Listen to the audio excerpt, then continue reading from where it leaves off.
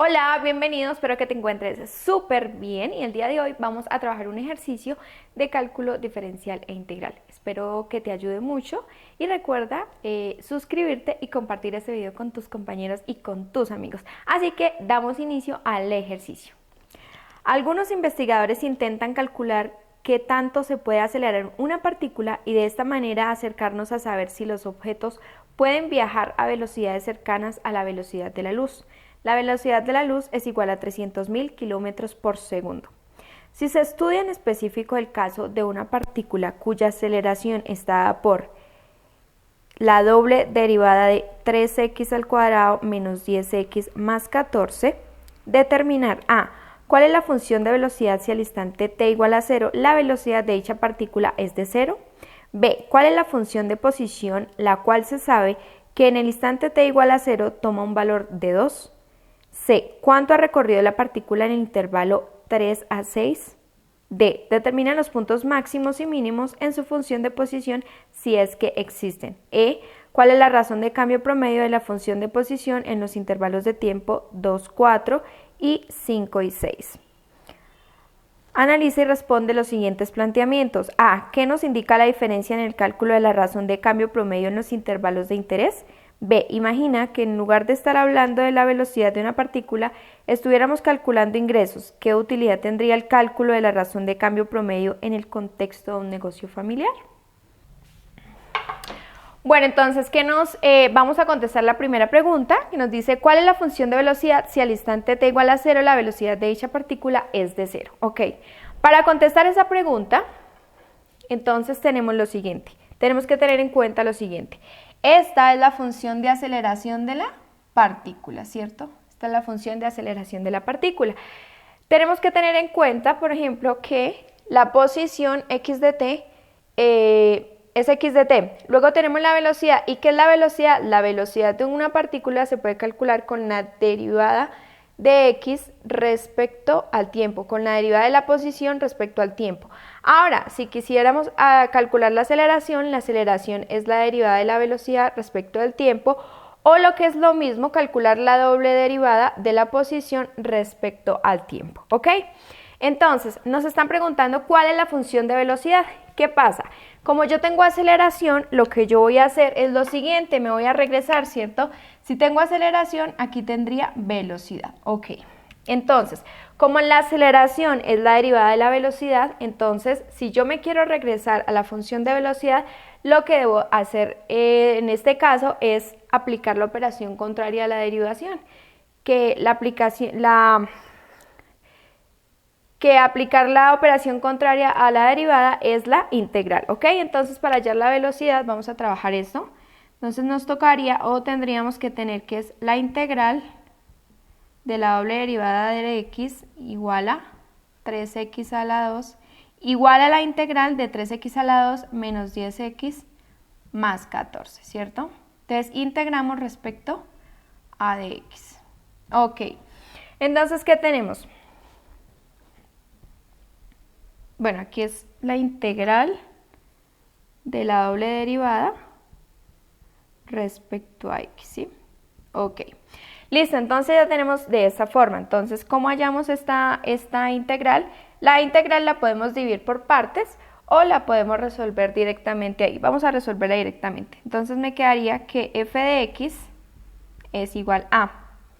Entonces, 3x a la 2 por dx por la integral es 3x a la 3 dividido en 3. Entonces, si está aquí elevado a la 2, le sumamos 1 y dividimos en el exponente que nos queda, ¿sí? Nos queda x a la 3, entonces dividimos en 3.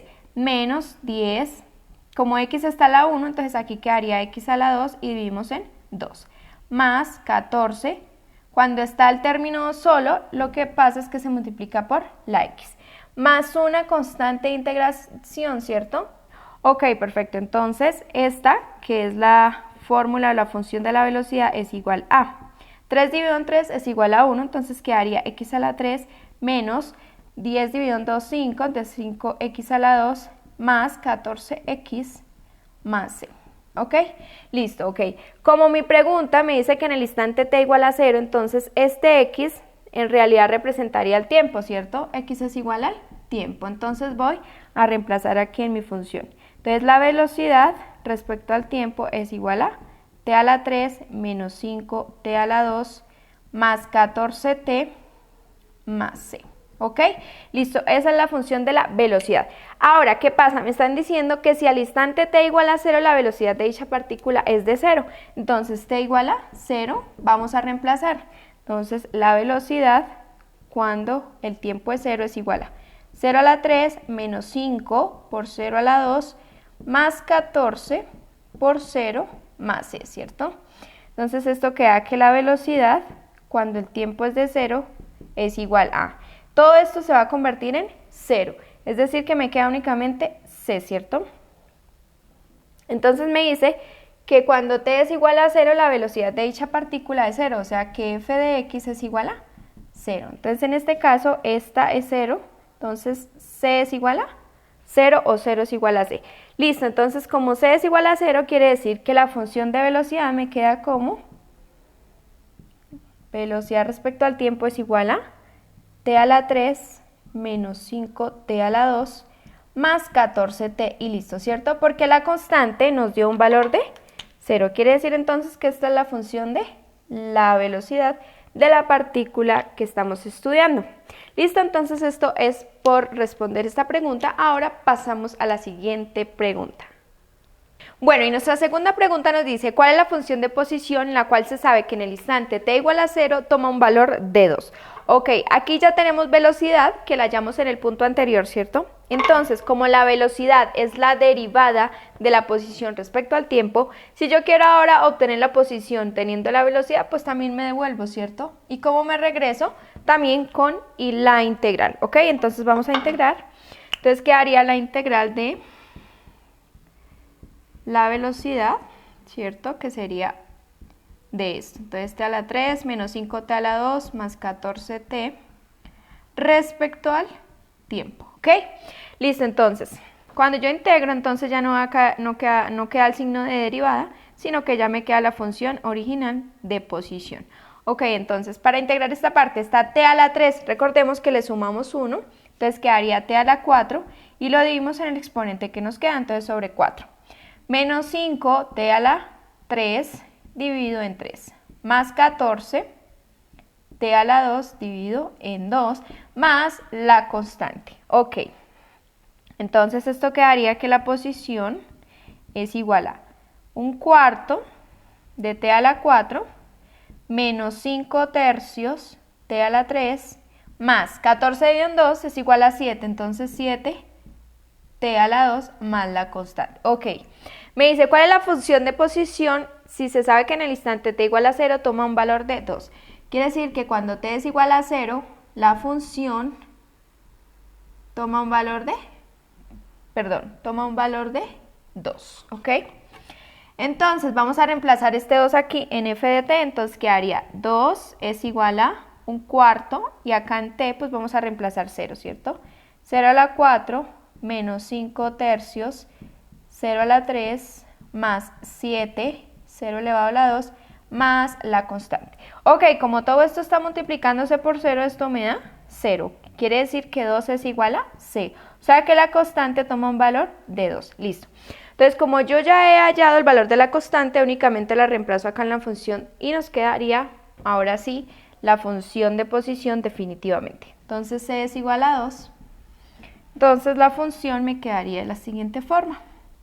Ok, entonces mi función de posición, f de t, es igual a t a la 4 sobre 4 menos 5 tercios t a la 3 más 7 t a la 2 más la constante que fue lo que acabamos de hallar, que es 2. ¿Listo? De esta forma yo ya tengo la función de posición. Entonces ya he respondido a mi pregunta B. Ahora vamos a responder la pregunta C. Bueno, entonces la pregunta C dice, ¿cuánto recorrió la partícula en el intervalo 3 a 6 segundos? Ok, listo, entonces, ¿qué habíamos hallado anteriormente? Habíamos hallado la función de la posición.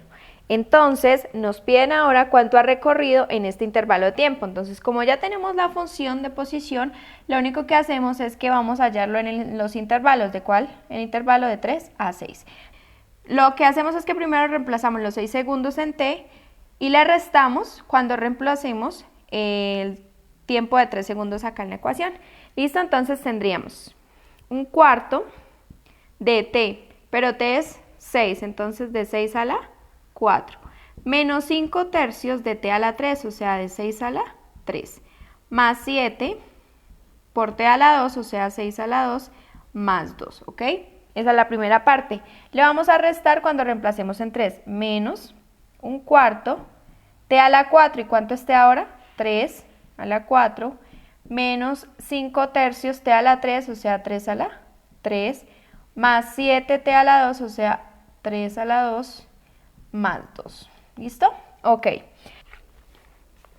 Bueno, entonces esto ya lo podemos reemplazar. Vamos a usar una calculadora para hallar toda esta parte y luego hallamos toda esta parte. Entonces quedaría... Listo, entonces eso nos da un valor de 218. 218 menos, ahora vamos a hallar lo que nos da dentro del paréntesis. Entonces ahí en vez de 6 vamos a poner a 3. ¿Ok? Y eso nos da un valor de 161 sobre 4. Entonces tenemos esta resta y eso nos da, entonces 218 menos 161 cuartos. Eso es igual a 177,75 kilómetros, ¿cierto? Si estamos hablando de que el recorrido es en kilómetros y que el tiempo es en segundos. Ok, entonces la partícula ha recorrido 177,75 kilómetros en el intervalo de 3 a 6 segundos. ¿Ok? Entonces esta es la respuesta para esta pregunta. Ahora vámonos con la D. Bueno, y ahora vamos con nuestro punto D. Acá nos preguntan o nos dice, determina los puntos máximos y los mínimos en su función de posición si es que existen. Ok, acá tenemos la función de la posición de nuestra partícula. ¿Cómo hacemos para hallar los máximos y mínimos de una función? Lo que hacemos es que le tomamos la derivada. Entonces la derivada de la función es igual a... Entonces cuando derivamos, bajamos este exponente a multiplicarlo para acá, ¿cierto? Quedaría 1 por 4 dividido en 4. Y a la variable le restamos una unidad, o sea, 4 menos 1, me quedaría entonces t a la 3. ¿Listo? Menos 5 tercios, este 3 lo bajamos acá, entonces por 3, t a la 2, más. Este 2 lo vamos a bajar acá, entonces quedaría 7 por 2, y a la t le restamos 1, el exponente, entonces 2 menos 1, 1, entonces queda solita. Y la derivada de una constante es igual a 0, entonces pues ya no ponemos nada más. Entonces vamos a resolver esto, entonces la función... o la derivada nos quedaría 4 dividido en 4, 1, entonces quedaría únicamente t a la 3, menos este 3 está dividiendo con este 3, entonces también se cancela, quedaría menos 5t a la 2, más 7 por 2, 14t, ¿ok? Listo, entonces ya tengo esta derivada. Entonces lo que hacemos es que la igualamos a 0, ¿cierto? ¿Qué pasa? Vamos a sacar el factor común, ¿sí? Porque el t se repite en los tres términos, entonces t como factor común, aquí quedaría t a la 2, menos 5t más 14, igual a 0, ¿ok? Entonces tenemos que tenemos dos factores, este factor de la t y esto que está aquí dentro del paréntesis. Entonces igualamos cada factor, entonces t1 sería igual a 0, que este fue el que igualé a 0, y tenemos t al cuadrado menos 5t más 14 igual a 0, ¿ok? Acá para resolver esto, podríamos hacerlo por factorización, pero viendo... Normalmente uno toma que dos números que multiplicados en 14 y sumados o restados den 5. Dos números que multiplicados den 14 puede ser 7 y 2, pero al restarlos no me va a dar el 5 negativo. Entonces, como no lo voy a encontrar de esa forma, vamos a aplicar la fórmula cuadrática. ¿Qué me dice la fórmula cuadrática? T es igual a menos b más o menos raíz de b al cuadrado menos 4 por a por c dividido en 2a. ¿Ok? Listo. Para mí, ¿cuál es mi a? El a es el que acompaña al t al cuadrado, o sea 1. ¿Cuál es el b? El que acompaña a la t solita, entonces menos 5. ¿Y cuál es el c? El término independiente, o sea 14. Y reemplazamos en la fórmula, o sea t es igual a menos b, entonces sería menos 5 más o menos b al cuadrado, que sería menos 5 al cuadrado, menos 4 por a que es 1, por c que es 14. Dividido en 2a, entonces 2 por 1. O sea que t es igual a menos por menos más, quedaría 5 más o menos raíz de 5 a la 2, 25, menos 4 por 14 quedaría 4 por 4, 16 va 1, 4 por 1, 4 y 1, 5, divido aquí en 2. Ok, si tú te fijas, el 56 es mayor que el 25 y este 56 está negativo. Y recuerda que en los reales no se pueden realizar raíces cuadradas negativas. Entonces, como eso no se puede, entonces quiere decir que no hay solución real. ¿Sí? Entonces no hay solución real. Quiere decir que el único punto donde la función va a presentar un mínimo es en t igual a 0. Si tú graficas esta función, te va a quedar en forma de parábola. ¿Qué pasa? Como este número que acompaña al t a la 4 es positivo, quiere decir que la parábola abre hacia arriba, ¿sí? Entonces nuestra función va a tener una forma algo así. Obviamente no me va a quedar tan exacta, ¿sí? Una parábola. Bueno, entonces esta parábola, pero esta parábola, como aquí hay un más 2, no va a nacer en el punto 0,0, sino que nace en 2. Entonces aquí está el número 2. Ok, entonces aquí hay un mínimo, ¿sí? Entonces cuando t es igual a 0, f de t vale 2. Entonces ese es el mínimo, el punto mínimo. No hay máximos porque la parábola abre hacia arriba. Se presentan los máximos cuando la parábola abre hacia abajo. Bueno, en este caso entonces el punto mínimo es cuando t es igual a 0, ¿listo? Entonces ya hemos resuelto nuestro punto D. Ahora vamos a resolver nuestro punto o nuestro ítem E. Bueno, y aquí vamos con nuestra pregunta E. Nos preguntan, ¿cuál es la razón de cambio promedio de la función de posición en los intervalos de tiempo 2 a 4 y de 5 a 6? Ok, ¿cuál es la razón de cambio promedio? La razón de cambio promedio es el delta de f de t dividido entre el delta del tiempo. ¿Cómo así? Cuando la función cuando el tiempo sea de 4 menos, le restamos la función cuando el tiempo sea de 2, dividido en delta de tiempo sea 4 menos 2, ¿listo? Ok, para efectos de practicidad, entonces únicamente voy a hallar f de 4, la diferencia entre f de 4 y f de 2, y luego lo dividimos entre la resta de los tiempos, ¿ok? Bueno, entonces, para reemplazarlo vamos a hacer como lo habíamos hecho aquí en el otro punto, donde donde reemplazamos intervalos de tiempo.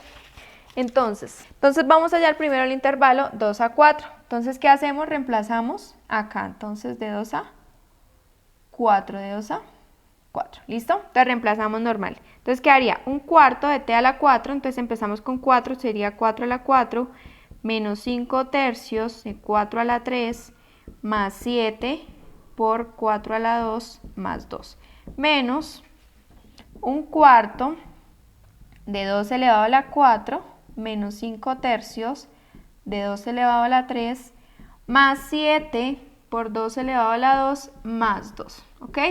Listo, entonces vamos a reemplazar acá en la calculadora para hallar cada uno de los valores. Entonces quedaría un cuarto por 4 elevado a la 4, ¿ok? Entonces obtengo un valor de 214 sobre 3, menos, ya yo lo de allá, entonces en vez del 4 vamos a poner al 2. Y eso es igual a 62 sobre 3, ¿listo? Entonces quedaría que esto es igual a 214 sobre 3 menos 62 sobre 3. Ok, como tienen el mismo denominador, queda el mismo denominador y se restan los numeradores, 214 menos 62. Entonces quedaría 4 menos 2, 2, 11 menos 6, 5, este quedó convertido en 1, entonces quedaría 152 sobre 3. Ok, eso es igual a 50,67. Listo, entonces esos 50,67 son unidades de kilómetros porque estamos reemplazando en la función de posición. Vamos a decir que el delta 1 es igual a 50,67 kilómetros. ¿Listo? Ahora vamos a hallar o a reemplazar el intervalo de 5 a 6. El mismo procedimiento, ¿cierto? Ok, entonces de 5 a 6 reemplazamos. Entonces quedaría un cuarto de 6 elevado a la 4 menos 5 tercios de 6 elevado a la 3 más 7 por 6 elevado a la 2 más 2 menos, ahora, un cuarto de t elevado a la 4, o sea, de 5 elevado a la 4 menos 5 tercios de 5 elevado a la 3 más 7 por 5 elevado a la 2 más 2. Entonces vamos a reemplazar acá en la calculadora. Y eso nos da un valor de 218.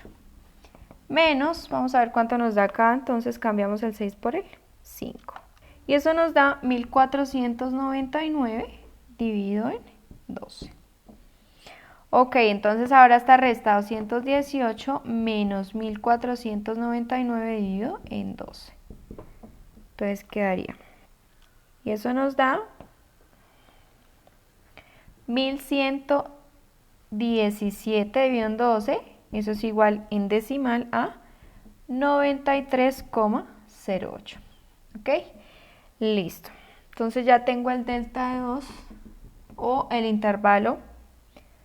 En el intervalo de 5 a 6, la partícula ha recorrido 93,08 kilómetros. En el intervalo de 2 a 4, entonces teníamos que f de 4 menos f de 2 es igual a 50,67 kilómetros, ¿sí? Y esto se divide en 4 menos 2, o sea, dividido en 2, y esto es igual a 50,67 dividido en 2 es igual a 25, esto aquí es segundo, entonces quedaría 25,33 kilómetros sobre segundo, ¿sí? Quiere decir que cuando hablamos de la razón de cambio promedio de la función en tales intervalos, estamos hablando de la misma velocidad. Mira que tenemos unidades de velocidad. Listo, y entonces en el otro intervalo la razón de cambio promedio es de...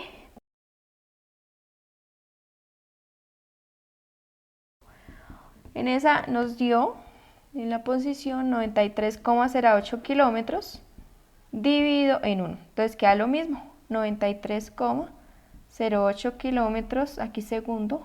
Entonces quedaría 93,0,8 kilómetros por segundo. ¿Ok? Entonces obtenemos otra velocidad.